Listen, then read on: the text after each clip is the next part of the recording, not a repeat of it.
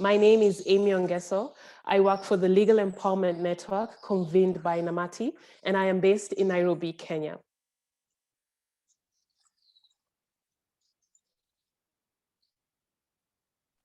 Hello, everyone. My name is Marlon Manuel. I'm a senior advisor at Namati. I work as part of the support team for the Legal Empowerment Network. I'm based in Manila, Philippines. So what is the Legal Empowerment Network? We are the largest community of grassroots justice defenders in the world. The network brings together more than 2,400 civil society organizations and more than 9,400 individuals from 160 countries. I know that's a lot of numbers, but it just goes to show that there's a need for this kind of movement. Our goal is to cultivate a global movement for grassroots justice, one that is capable of collectively tackling the greatest justice challenges of our time. We work together to help people know the law, use the law, and shape the law to fight injustices. If you haven't yet, I invite you to be a part of the Legal Empowerment Network and help us put the power of the law into people's hands. Thank you, Amy. Before we proceed, a few reminders. Please note that this session is being recorded, and the recording will be made available to the participants later. We will announce later, and we will post the link where you can find the recording. And we invite the participants. Welcome to this session. We invite you to please use the chat box. Write your name, your organization. Where you are based now, so that we know who are in the room. Thank you. So as Amy mentioned, the title of this session is Legal Empowerment, Path to Climate Justice. The session aims to discuss legal empowerment as a way of building power among communities who are facing or who are experiencing the adverse effects of environmental destruction. Building power among them to organize their communities, protect their lands and natural resources, and ultimately transform our systems for improved governance for the protection of the environment. And this brings us to the question: what is legal empowerment? We say legal empowerment as a path to climate justice. So it's important for us to have an initial understanding of legal empowerment. I'm sure our participants are climate justice advocates, activists. But the question now for us is, what is legal empowerment, and how is it linked to environmental justice advocacy? In Namati and the Legal Empowerment Network, we always say that when we talk about legal empowerment, we emphasize empowerment of communities more than so when we look at the term legal empowerment, we see empowerment as the main word, as the main term. While we look at laws, while we look at legal systems, we look at laws and legal systems as a tool, as a way of addressing justice issues of communities by harnessing the power that is in the communities themselves. So we always say, when we talk about legal empowerment, it is working with communities to harness the power of communities so that they can better understand the laws. In some cases, just knowing the basic knowledge of the laws, so that they can use the laws, they can use available legal systems, legal processes, so that they can seek justice, they can address the justice issues, and address gaps and problems in the law itself, in the legal system itself, by shaping the law, by reforming and changing the law if necessary. So we always say, when we talk about legal empowerment, we talk about knowing the law, using the law, and shaping the law. And communities themselves, those who are most affected by injustices, they are the ones knowing the law, using the law, and shaping the law. And in this session, we will explore the important link between legal empowerment programs and climate or environmental justice advocacy. And we're very fortunate to have our friends with us as lead discussants. I will turn over the floor back to Amy to introduce our lead discussants for today's discussion. Thank you, Marlon. It is my pleasure to introduce to you our awesome all-women panel as we discuss the role of legal empowerment in climate justice. Gabriela Burdiles is a lawyer by training and the project director at Fiscalía del Medio Ambiente, FEMA, in Chile, where she's in charge of the design and implementation of FEMA's training and legal empowerment programs. She works with communities affected by environmental injustices by developing community legal empowerment programs to strengthen capacities in environmental law and human rights in order to achieve a more effective and long-term solution to their environment and their rights. Gabriela? Hi, Amy. Thank you for having me today. You're welcome. Next, I'd like to introduce Eleanor Thompson. She is the Deputy Director at the Namati offices in Sierra Leone. A lawyer by training also, she works with paralegals to help communities protect customary land rights, challenge land grabs, remedy environmental harm, and if they wish, negotiate fair deals with investors. Elena is currently using her experience, which spans over a decade, to help significantly reduce environmental and social harm in 50 mining, agricultural, or development projects in Sierra Leone, while changing policy nationwide so that the people who depend on the land have a meaningful voice in what happens to it. Eleanor? Thank you, Amy and Marlon, and happy to be here. We're happy to have you too. Last but not least, I would love to introduce Griselda Jerti Mayo Anda. Jerti is an environmental attorney with over 25 years of field-based experience in environmental advocacy and community-based resource management in the Philippines. She established the Environmental Legal Assistance Center, ILAC, in 1990, now one of the Philippines' most active NGOs working to empower communities and local stakeholders to protect their natural resources. She's currently the executive director of ILAC. Jerti is also an author and lecturer on environmental laws, climate change, and environmental governance. She also teaches natural resources and environmental law in the Palawan State University College of Law. Jerti, you're welcome. Yes, good evening. Good evening from the Philippines. Good morning and good afternoon from our colleagues. It's good to be here. Mabuhay, as we say. Mabuhay. And thank you, Jerti, Eleanor, and Gabriela for joining us. We remind our participants that because we have a very short session, we'll try to make make use of the time that we have. So if you have questions or comments while Jerti, Eleanor, and Gabriela are sharing their respective programs, please do so by typing your questions or comments in the chat box. So from time to time we can address those questions to our three lead discussants. So let's start, Amy.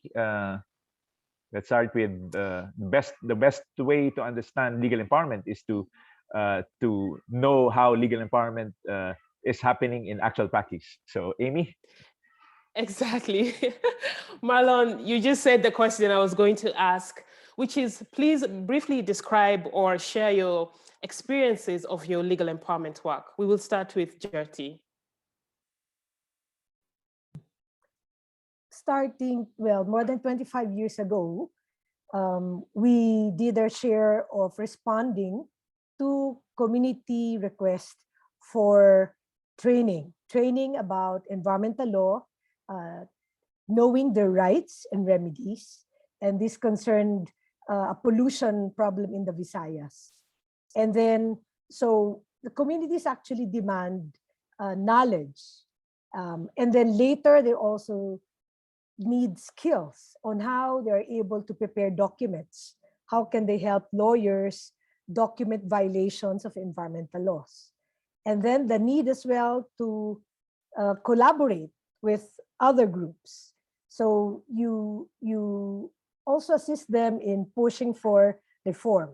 Example, indigenous peoples in Palawan have long been demanding for delineation of ancestral domains, since there's a lot of land grabbing here and encroachment of mining companies and extractive activities, other extractive activities. So there's a push for making sure that their rights are protected and shaping the legislation on the ground. Litigation, of course, has been part of the process, because if the mandated government agencies are not able to do their job, then we have to compel them somewhere. So advocacy work, education and training, linkage building, and also important is the use of science. Because a lot of environmental law, 90% is science. So you have to know what is precautionary principle. But when you talk about environmental impact assessment, when you talk about ecosystems. So these are real things that communities are aware, but I think the concepts need to be simplified. So I was talking about building linkages with other groups, not only communities, but bridging them with professionals, like even volunteer scientists, law students, interns have been part of the work. Thank you. Oh, that's really impressive, Gertie. Over to you, Eleanor. What's happening in Sierra Leone as regards legal empowerment, climate justice, or environmental justice? Thank you, Amy. We in Sierra Leone are working as community-based paralegals, as lawyers, as legal empowerment advocates, to work with provincial communities to help them to know, use, and shape laws and policies related to their land rights and the environment. So what does that mean in practical terms? That means that community-based paralegals are providing legal education. They're working with communities to set up their own land governance structures. They are explaining the terms of complicated land leases, ensuring that communities' inputs, those who own the land, those who use the land, those who are would be affected by an investor coming in and operating on their land, give input, that their input and concerns are included, especially and including environmental protections. And the paralegals help communities to know how to seek redress for environmental harms or injustices. So what are not only the laws or policies, but also what are the institutions or pathways for redress? So for example, engaging regulatory bodies like the Environmental Protection Agency and the National Minerals Agency. And finally, as a last resort, connecting communities to the formal legal system if needed. But, the paralegals are not,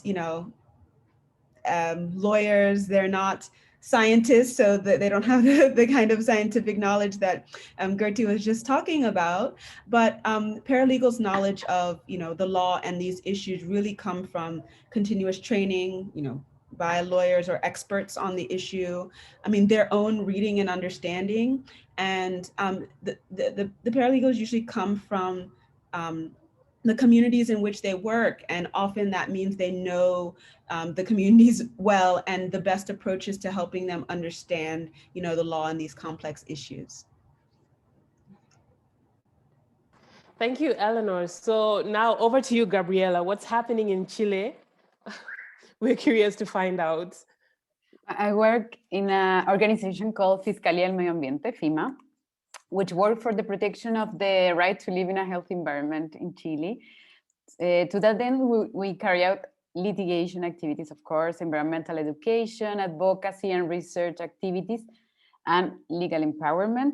FIMA works on cases that arise mainly from environmental conflicts related to extractive industries, such as large-scale mining in the north of Chile is really a problem there, intensive agro industry, water scarcity problems in the central zone, river pollution, destruction of forests, protected areas, and in the south of Chile. And in general, we fight against polluting energy projects. In these cases, we work with indigenous and local communities and civil society organizations. We empower them and train them to use environmental laws and human rights law, and to build their capacity to resolve these conflicts and defend their rights. This empowerment work includes training workshops, community education programs, a system in processes in citizen participation or public participation, also indigenous consultations. That is really, really hard to manage that. Collective advocacy working processes of environmental assessment projects. We follow all the process with them in policies and consultation of regulatory proposals. We also do dissemination activities with them. We build local network. It's really important to build local networks among the local organization. And also we use the access to information laws to seek, of course, of information for our cases. And we collaborate with them in case they need to go to hearings or to have meetings with authorities, and as you said before, to help to shape and participate in shaping laws or policies.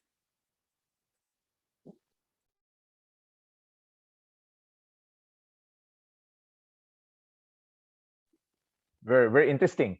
And we can easily see the interconnection, the commonalities among the three programs described by Jyoti, Eleanor, and Gabriela. Number one, the very strong connection and partnership with communities. All three organizations are working with communities, indigenous communities, communities affected by extractive industries, other development projects, whether of government agencies or of private corporations.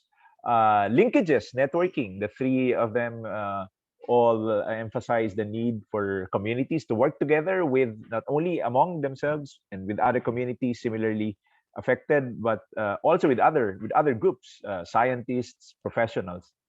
And the linkage to the legal system, the linkage to the courts, to the regulatory agencies. But one important aspect that was emphasized in that initial sharing of their respective programs is collective action. So legal empowerment encourages collective action. Communities taking on their issues, their cases in different venues and asking for available remedies. We now want to ask. There are many efforts when we talk about climate justice, when we talk about advocacy for protecting the environment. There are many different efforts, and legal empowerment is just one path. We're interested to get our lead discussants' views on how they think legal empowerment is linked to the other equally important paths or advocacy programs, advocacy efforts on climate justice, on protecting the environment. Let's start with Eleanor this time. Eleanor? Yeah, thanks, Marlon. That's a really interesting question. I think that there are a couple of ways that legal empowerment really is strategically valuable to climate justice and environmental protection efforts. The first is because legal empowerment essentially cultivates community-led environmental stewardship. And what does that mean? It means that communities find these efforts to be relevant to them. They have ownership over efforts to protect the environment, and the sustainability of those efforts is more likely if they are led by the communities themselves who are, most affected. And that happens largely through, initially, so one of the legal empowerment approaches that we utilize is a community land protection approach that starts with the process of visioning and valuation of land. So talking to communities about what their vision is for their land and how they value it, not just for present, but also for future generations. And in that process, so much of what comes out is the need, but from the communities themselves, is the need to protect, you know, their waterways, the need to protect certain areas of their lands or their forests. And they themselves put in place community rules or bylaws to actually ensure that those protections not only are known by the entire community, but then are enforced. And they put in place their own community land governance structures to really manage and enforce those protections. And that's the kind of stewardship, I mean, and that's on a day-to-day basis. These communities who really have to deal with the adverse effects of climate change are, you know, part of the process. If government, local government or national government is doing a reforestation project, for instance, the trees that are planted, you know, really have to be cared for by the communities in which they're planted. One, to help them grow, but also to make sure that they're sustained over time. And so that community-led environmental stewardship really is important, and legal empowerment essentially facilitates that. And then secondly, I think legal empowerment is really a vehicle for holding the state accountable to its national and international obligations with respect to mitigation and adaptation to the adverse impacts of climate change. So, you know, Sierra Leone is unfortunately notoriously been deemed as the third most vulnerable country to the effects of climate change, you know, in the world, and that means that, you know, as whether or not the country is contributing the most to climate change, we're still unfortunately one of the most adversely affected by it. And so there are a number of obligations really that the state has, and that individuals and communities really can play a role in ensuring that we address those. So, you know, providing, you know, holding the government accountable for providing information about the effects of climate change, ensuring there's public participation in addressing climate change and its effects, and then also mitigation strategies that the government has committed to as part of its contribution to the global fight against climate change, and then obviously the fight nationally. And some of those strategies are around enhancing waste management systems at all levels to reduce pollution and greenhouse gases. Well, what does that mean at the community level? It means communities knowing what the effects of, for example, charcoal burning are in their households and in their communities, knowing what, you know, laws and policies and action plans the government is putting in place that they should have been a part of developing, and contributing on individual basis to ensuring that, you know, we reduce charcoal burning, for example, and that there are suitable alternatives for people to really have their livelihood means. So those are just some of the examples of the ways in which, you know, legal empowerment really is integrally tied to climate justice efforts. Thank you, Eleanor. And it's good that you mentioned the issue of accountability. So when we talk about legal empowerment, we are not just talking of enhancing participation of communities, but also strengthening accountability mechanisms to make not only governments, but also corporate entities accountable.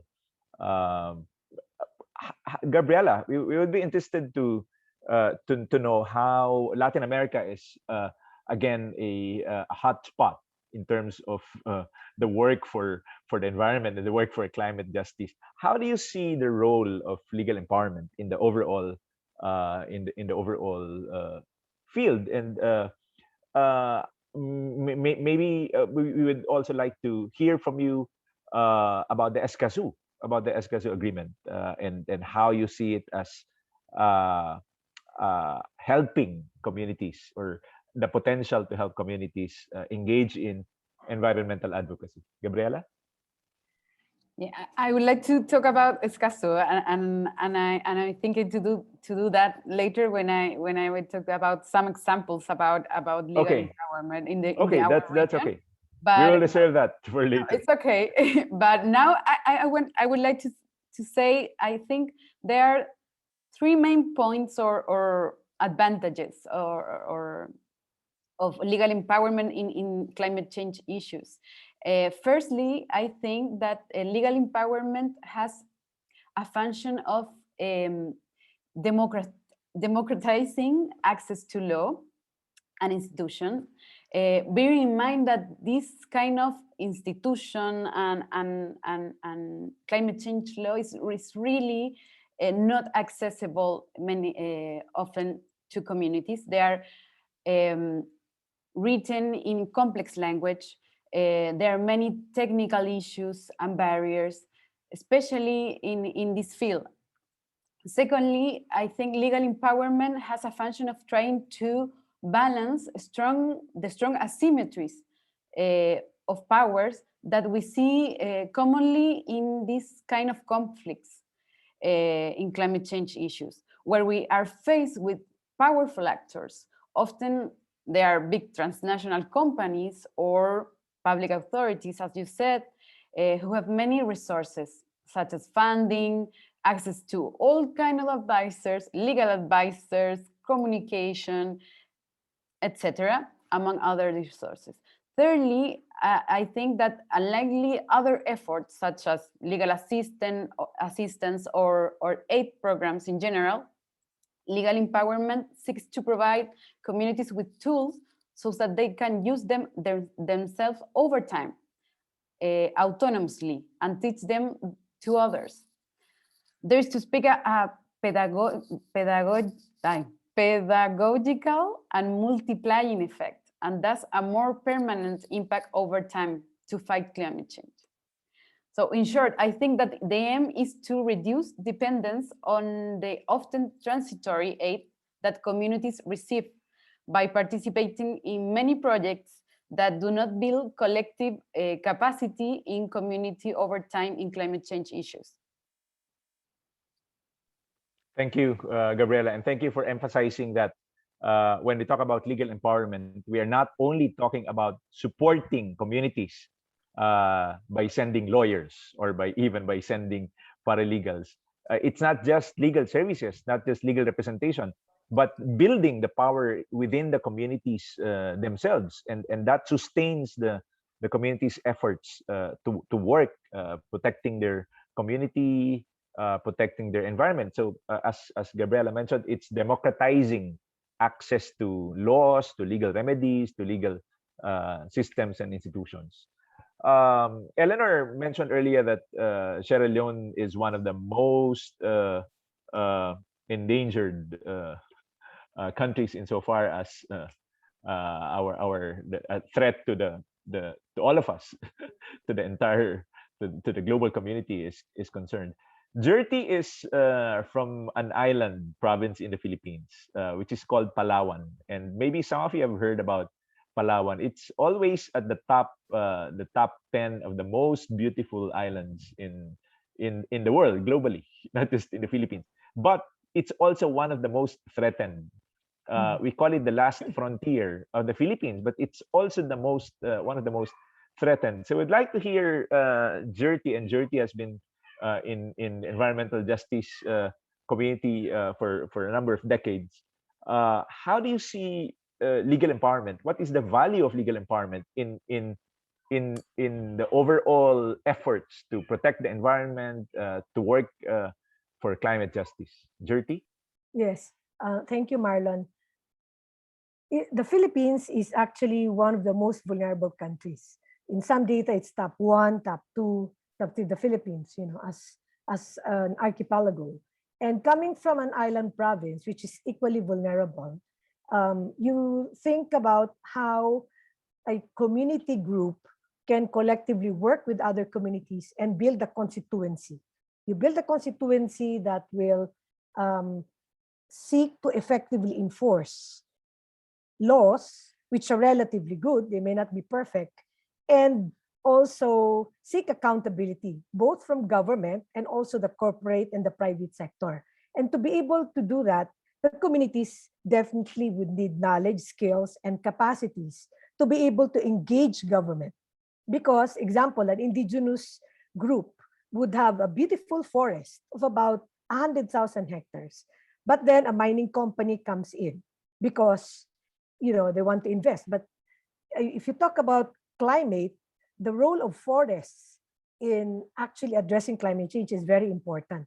And in a small country where you have barely 1 million of old growth forests, the role of Palawan there, which has about 500,000 hectares of forest, is very important. So, and most of the forests are within ancestral domain territories, including even coral reef areas. So then the community's role in engaging government, how? By participating, example, even in village development planning sessions, asserting that their ancestral domains are part of a land use plan, and that in the annual investment plans, it's not just merely extractive activities, but how can government support their non-timber forest products like rattan, almasiga. It's a tedious process, and there are no quick fixes to it. So it's really a process of engaging, and government and politicians change every 3 years.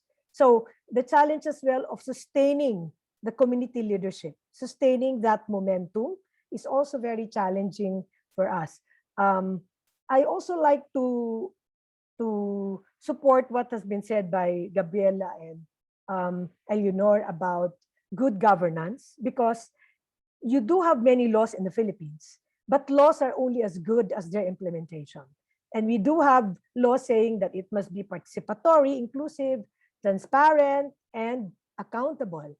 But you do not see that trickling down. So the communities have to have a powerful voice to demand that, whether it's a group of fishers who are now threatened by an amendment in Congress now, trying to let commercial fishers coming in to the municipal fishing grounds. So now they're actually positioning themselves that we do not like this proposed legislation.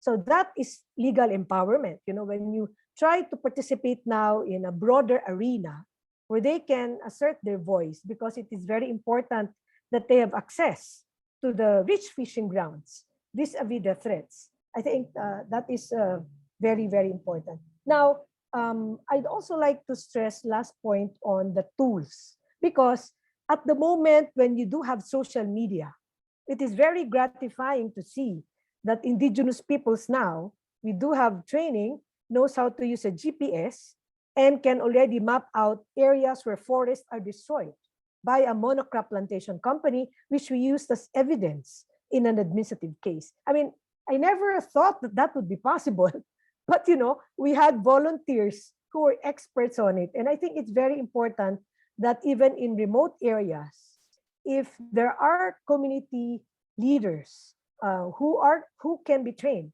to be capable of using certain tools, or even participating in social media in their own small way, is very important, because these types of mechanisms can draw national and international attention to their problems. And then they see that they're similarly situated. When you talk about monocrop plantations like oil palm, oil, gas, coal. Example, we're battling also with coal. The government is pushing still for a lot of coal plants. So we do have a coal case. And the communities are worried about the impact of coal on their health, on their forest, on their fishing grounds. And to be able to have a firm stand, legal empowerment process required that they do have knowledge, and you link them up with science science professionals and other volunteers, so that their knowledge becomes stronger, and that makes them more assertive and more capable in engaging with government agencies. Thank you. Thank you, Jerty. That points out that when we talk about legal empowerment, we're not just talking about cases in courts. We're not just talking about legal representation. We're talking about a multi-dimension, multidisciplinary approach. But legal empowerment as a program facilitates the community's engagement in those processes like development planning, land use planning, and Jerty mentioned the importance of building a reform constituency. How legal empowerment facilitates organizing communities and building a reform constituency that comes in at the early stage of protection and prevention. We're not waiting for the time when we are asking for remedies because the destruction has already been done. Legal empowerment comes in at the early stage to protect communities and their lands and their natural resources, and to prevent destruction. Very, very, very interesting. Again, we invite participants, if you have comments at this point, questions, please type them in the chat box. But we have a couple more questions for our lead discussant. So back to you, Amy.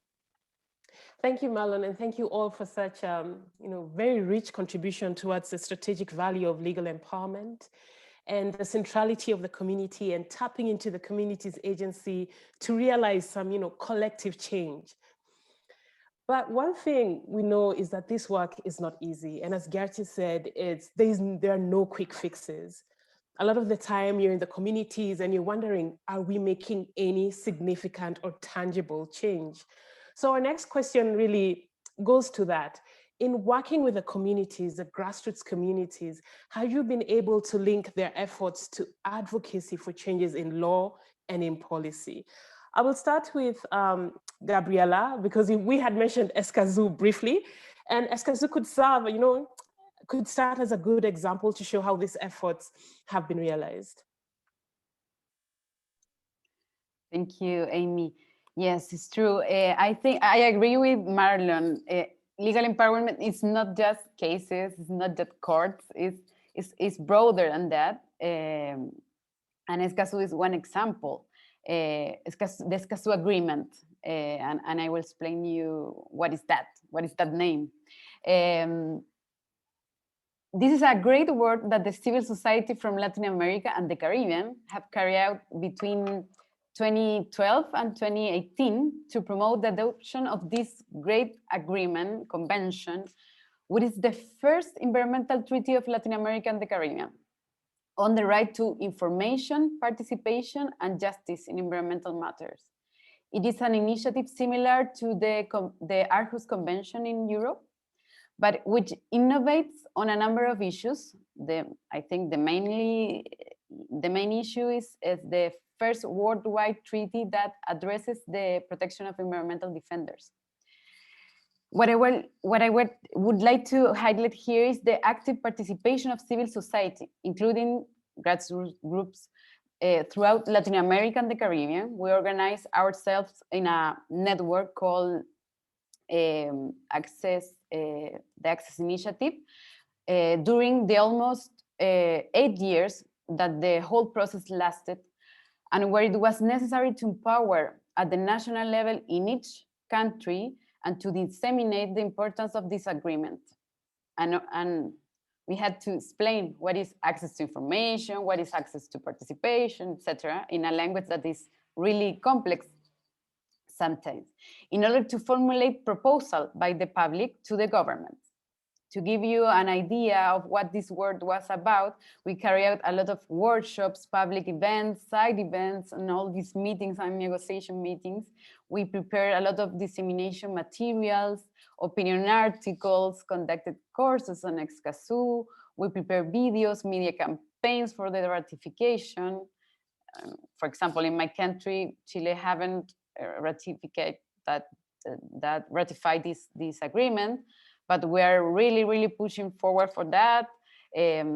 We have organized peaceful demonstrations, and we had many meetings with the national authorities.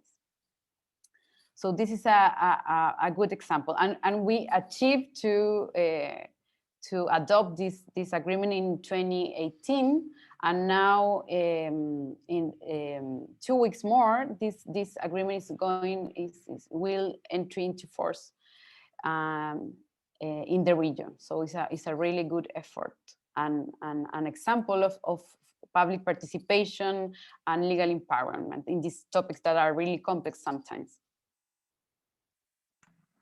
That is, Escazú for me is very inspirational. And when you say 8 years, of course, that's not a short time, but, doing this work, maybe 8 years is, some reasonable time to realize such an agreement. I think now, the challenge lies from transforming it from a victory on paper to actual victory on the ground, for it to make sense and resonate with the communities who have worked so hard also to contribute to Escazú. Eleanor, in Sierra Leone, has there been any, tangible, you can say tangible results from the work that we've been doing at grassroots level? Yes, there has, and it's inspiring to hear the story behind the adoption of Escazú, and see the time it took. These are not processes that just happen overnight, and I mean all of the advocacy that not only we as Namati but also as civil society organizations and justice actors, justice advocates in this space do is data driven, and that data comes from our grassroots casework, right? Which is not court work, but literally the engagements with investors in the mining sector, engagements with investors in the agricultural sector, and how issues related to land and environment are resolved. But some concrete examples of how our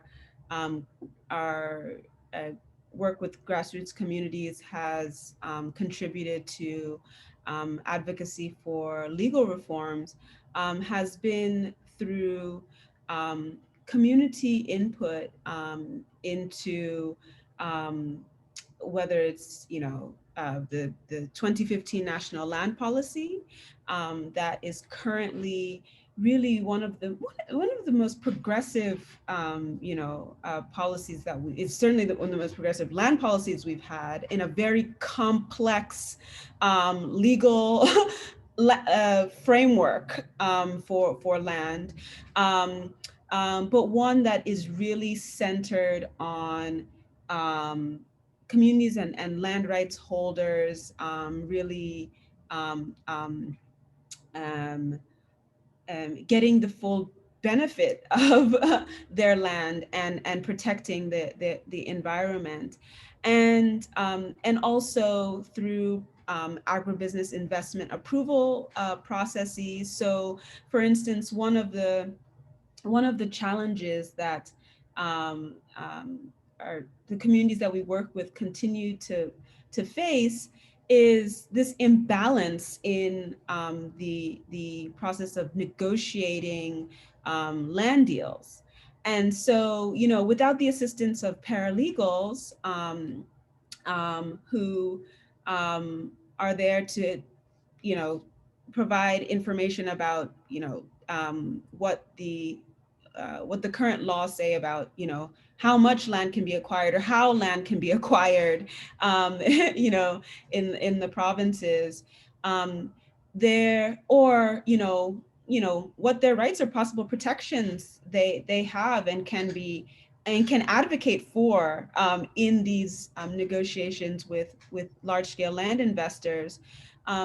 There's really an imbalance, and that's taken advantage of. So those experiences have allowed input into a process like the agribusiness investment approval process to ensure that there is there's legal assistance provided for for these communities who are negotiating, and that doesn't have to be from a lawyer. It can be from community-based paralegals, as well as and having a fund set up that that can support the provision of legal assistance.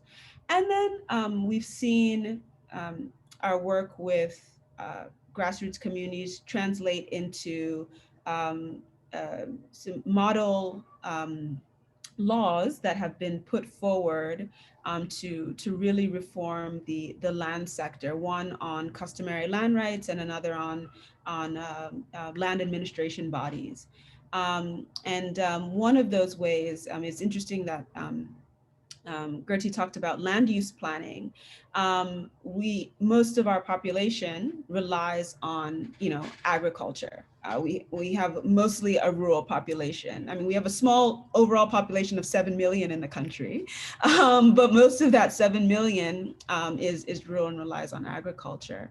And so the land use planning framework that is proposed, for instance, in the land administration body, the model bill around land administration bodies, really promotes a consultative, community-centered, and community-driven process, like the one you mentioned, where those who have been dealing with the effects of climate change, like lower crop yields, have a direct say in how we need to better manage, or how they can better manage land in their community, how the local government can better help with when it's designing land use plans in conjunction with the ministry, to ensure that we're getting the most out of those areas of land, and not further contributing to damaging effects. And so those are the ways in which we've really seen we've seen land rights holders even write open letters to the president of Sierra Leone to say, look, we know this legal reform process is going on, and we think it's important, and these are the aspects of these proposed laws that we really think are important to protect our customary land rights, and for us to protect our environment.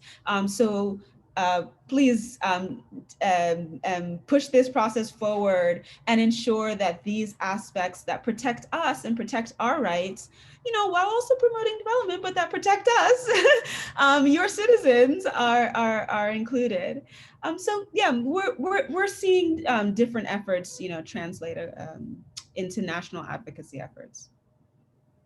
That is very encouraging to hear. And, earlier Gertie was speaking about gratification, and I can only imagine how the community feels to see, to be seen, heard, and felt through actual policy, and seeing a law that, you see yourself in that law and say, we contributed to this. This is a law that makes sense. And, that sustainability that we're talking about earlier, that's how it comes in, and that kind of ownership is really reflected well there.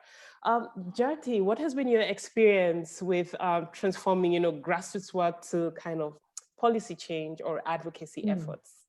Yes, I can think of 3 stories, okay, because we do not have much time. So far example for protected area, there's a proposed, this is 120,000 hectares, Mount Motilan protected landscape, and it took a long time because the mining companies did not want to be part of that. They want the mining areas to be excluded, but it's also ancestral domain. So the indigenous peoples actually made the position paper and engaged with the government to say that we support this, so that it's now established as a protected area actually in 2009. The challenge, however, is making sure that the management plan is implemented, because the Certificate of Ancestral Domain title applications are part of the plan, and there is an effort to harmonize their ancestral domain sustainable development and protection plan. Sorry for these long terms, but it's in the law. And therefore the efforts of indigenous peoples to pursue a plan that will be reflective of their culture, of their indigenous knowledge systems and practices. How do you harmonize that with the plans in a protected area? So that's ongoing now. And it's interesting that all the local officials recognize the significant role of the indigenous peoples in making sure that the biodiversity, the forest, the watersheds, and the wildlife of that important area in southern Palawan is maintained. There are many challenges, but it's good that even indigenous peoples have what they call foot patrols. They're active in enforcement. They have what they call citizens watchdogs. We call them Bantay Kadti. So even if they do not have guns, they collaborate with government agencies because foresters here take care of 4,000 hectares of forest. It's too impossible for them. So you have indigenous peoples and lowland farmers doing their share as community paralegals, community enforcers to make sure that the plan is implemented. So environmental enforcement is significant. Now, another story is on mining because in the Philippines, the framework on mining is still being assailed, and there have been efforts not only in Palawan but nationwide. And the alternative law groups, where my group, ELAC, is part, and Marlon to be a part of, we do have an advocacy agenda building upon the various efforts of member ALGs doing grassroots work to actually feed into the advocacy agenda. And there is such a thing as green bills. We have been pushing for a long time. So far, what has been passed is the expanded National Integrated Protected Area System Law. What is pending is a Sustainable Forest Management Bill, the mining bill, okay? And talking about mining, there was a campaign in 2011, and that eventually led to the passage of then President Aquino of Executive Order number 79. It's not a perfect policy, but the government for the first time recognized the need to institutionalize reform in the mining industry. And the community voices there played a very important role. The petitions, because the signature campaign, we targeted 10 million. That was achieved in 2015, and that was an important year because of the Paris Agreement. So that the voices from the community, not only in my area, but in various areas of the country, you know, they fed into a national collective advocacy to push for a policy. And I think my last point is on I mentioned about engaging, because when you talk about dealing with government agencies, you also need to make sure that community leaders are not only capable, but they do have second and third liners. And I think it's important for legal empowerment to make sure that there are second and third generations. And working with fisher youth, women, IP youth, I've seen this initiatives so that they can have more people to actually carry on the work. Thank you. Wow, what impressive stories you've told us, Gertie. And what we realized then with the legal empowerment cycle is that the work doesn't stop once you have a very good policy in place. You need what you were describing as the foot patrol for enforcement and more active participation of communities to see that the policies are realized, and also to involve the youth so that we continue this work. As I said, it's not easy. It could even take more than 8-10 years for us to realize what we really want as a community. Over to you, Marlon. More than a generation for some issues. Yeah. And that emphasizes the need for shaping the law and reforming the law. So when we talk about legal empowerment, we're not just talking about using laws that are already there, because many laws are not good, many laws are unjust, many laws are perpetuating the problems that we have, and especially in the environmental protection aspect, there are many laws that should be changed. And speaking of policy change, we have an interesting question from Miriam Chinapa. she's asking, and she would like to know more about efforts of legal empowerment groups to mobilize growing voices to shape ecocide, destruction of the environment, grave violations of environmental justice against ecosystems, against particular species as a crime. So the criminal aspect, whether domestically or international as well. And she was saying, when we talk about legal empowerment accountability efforts, we are usually referring to or focusing on remedies, compensation, alternative livelihoods. So she's asking about the criminal aspect. I wonder if Miriam would like to say more about that. I can see Miriam. Miriam, you're welcome to. Yeah, you're welcome to. Nice to see you here, and you're welcome to please expound on your question. Okay. No, thank you so much, Marlon. And it's so nice to see you in this forum after ages. No, I'm asking this question because I myself have been involved in a lot of legal empowerment, activities, and I now head a criminal justice program in Myanmar. And more recently, the last 1 year, I came across this whole movement, groups that are being mobilized to, include ecocide in the Rome Statute, and domestically, communities, citizens coming together on this. And very often when we talk about climate justice, it's very much on civil remedies. And as many of the speakers said, yes, the mining companies are destroying, and there is like a criminal aspect to that, that you are, you cannot do that. If your house was ransacked and robbed, it's a criminal offense, and this is what's happening. So in a way, there is some thinking that this may be a little bit extreme in thinking, but we need to, think in this manner, and we need to, and I think so far, all of us, including myself, have been very comfortable in mobilizing, on the science, on, the safeguards, which are all very important. But at the end of the day, it's criminal, however much we want to twist and turn. And I think there is value add in it become, in making it into in formalizing it into a crime, because very often when we talk about civil remedies and trying to bring companies to accountability, it's very difficult because they have the corporate veil, and it's difficult to make them accountable. Whereas when you make it into ecocide, then CEOs can be directly liable, and then that's scary for them, because it's a crime against humanity almost. It's a crime against Mother Earth. So all this I'm asking, not as an expert, I just stumbled across this the last couple of months, and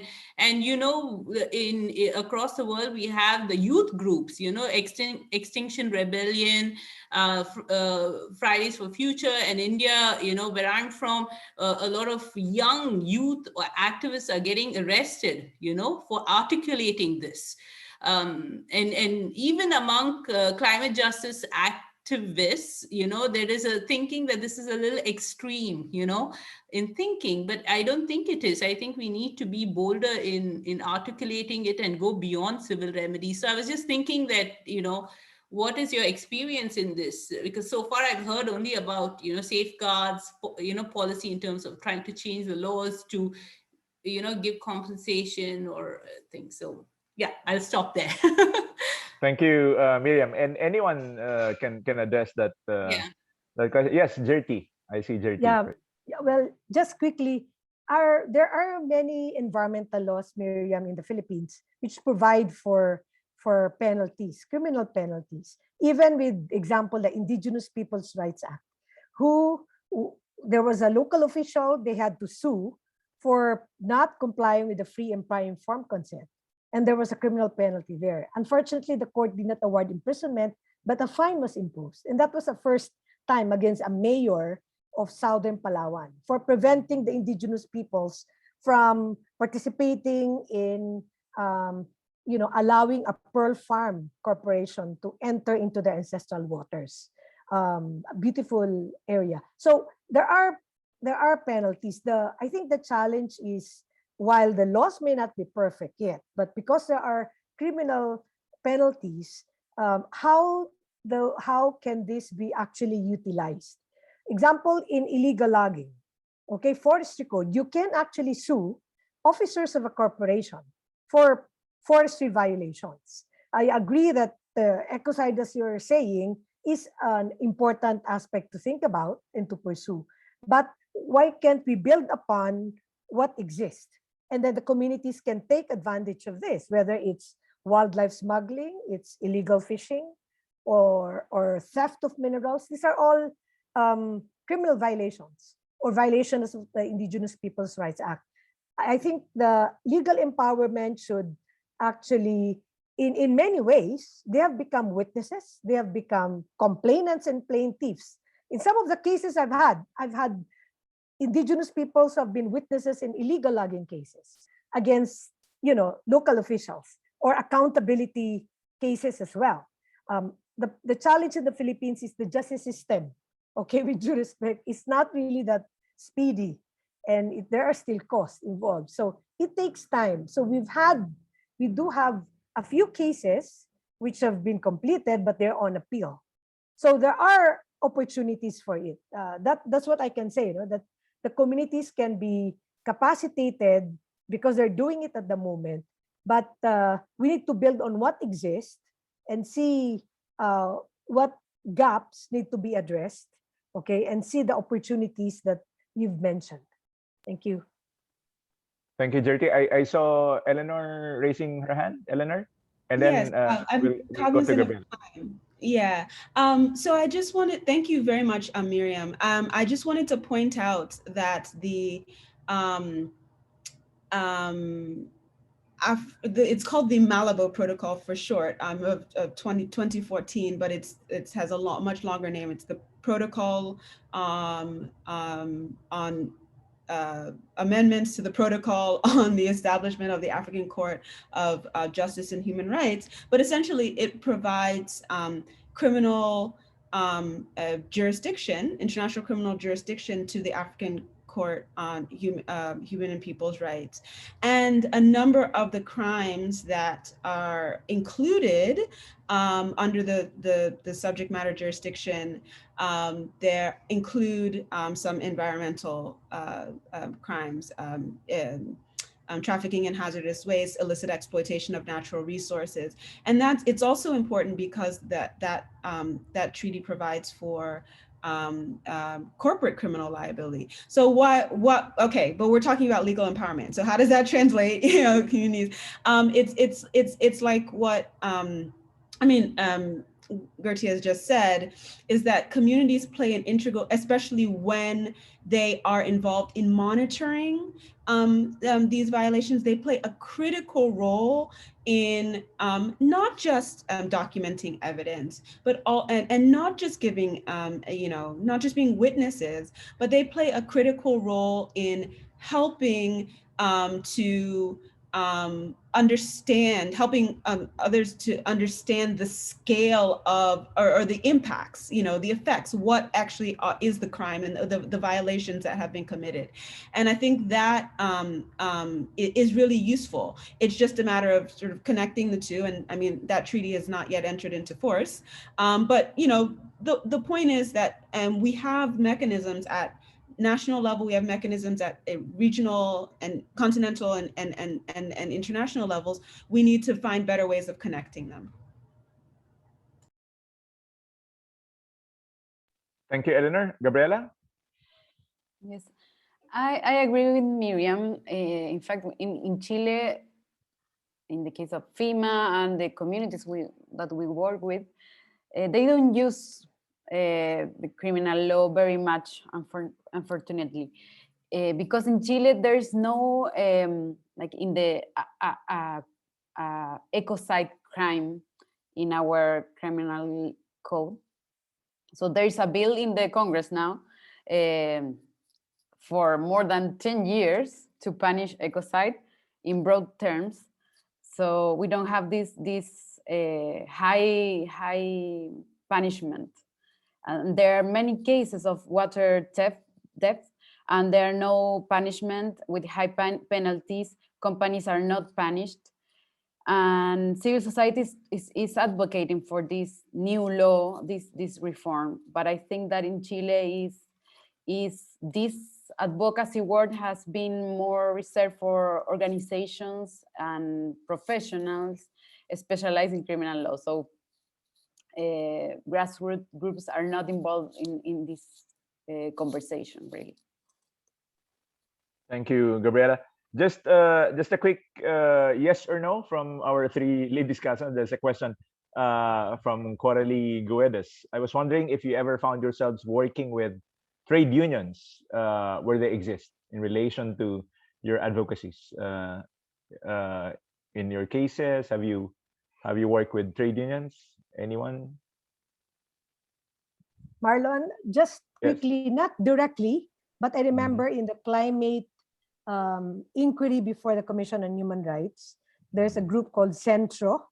There's also another, an ALG type public interest group working with labor groups and labor unions. And I recall that the issue there was just transition from, you know, from jeepneys, right, pushing for renewable energy. So there are sensitivities. Second, labor unions also working in mines, in mining companies, and they have not been paid, you know, just wages. And I think labor conditions have been in issues. Yes. Thank you. Eleanor or Gabriela, have you worked with trade unions? No, Eleanor is no. In Chile, we have there's a network. It's called Civil Society for Climate Action. It's a platform that was founded for the COP25. Well, that COP is going to be organized in Chile, but finally, because of the social outbreak, it was in Madrid. But this network of civil organization, there are some trade unions there, and they are demanding for just transition. So they are working there really, really actively. That's an example. Thank you, Gabriela. And speaking of COP, we have a question, but unfortunately we don't have time. But we would also like to know how legal empowerment can be integrated into global conversations, and example in COP, and especially in the issue of increased financing for legal empowerment efforts for the climate movement. But unfortunately, Amy, it's time. we don't have time, and we had a very interesting conversation. So back to you, Amy. Oh, goodness, I can't believe that 1 hour has flown that fast. We have interesting questions still. My suggestion is that we continue this conversation on the Legal Empowerment platform. We commit to sharing this recording with you when it's going to be available. I cannot end the session without saying a big thank you to the panelists for an insightful session. We hope that it's clear now how legal empowerment can be strategically used towards climate justice. And we hope to see you soon. Take care and enjoy your weekend. Bye. Thank you very much, Jyoti, Gabriela, and Eleanor. And thank you very much to all those who attended the session. And we hope to continue our conversation in future forums such as this. Thank you, everyone. Thank you. Bye-bye. Thank you. Abuhay, yeah. Yes. Salamat. Bye-bye. Bye.